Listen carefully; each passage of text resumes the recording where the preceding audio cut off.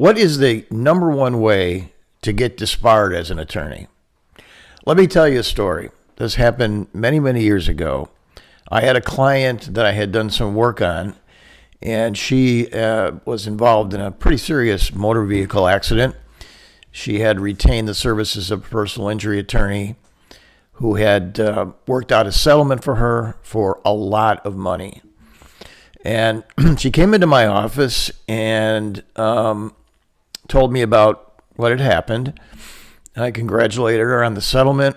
It seemed like it was a very fair amount. It was a lot of money. And she said, it's been about a month now, and I haven't received, the funds yet. I said, well, what do you mean by that? Well, my lawyer keeps telling me that the insurance company hasn't sent the money, and then there was some problem with the check, and there was all kinds of excuses why I hadn't received my portion of the settlement proceeds. And the minute I heard this, I knew there was definitely a problem here.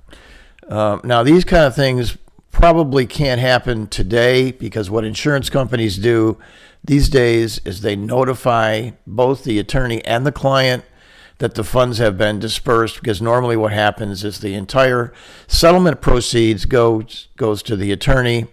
It goes in his or her IOLA account, and then when those funds are cleared, so much of it goes to the client, some of it goes to the attorney, both in terms of a percentage of the settlement for attorney's fees and for any costs that the attorney may have disbursed during the course of the matter.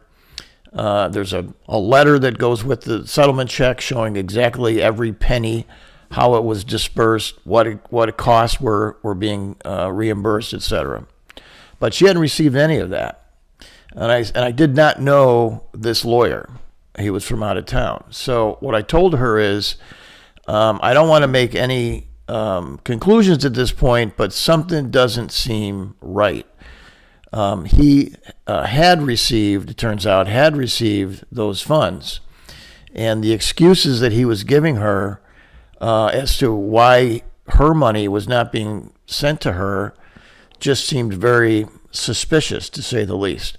Now, again, this doesn't happen, can't happen today normally, because the insurance company will tell the client, we sent your lawyer X amount of dollars. But back then, they didn't do that. At least this insurance company didn't do that.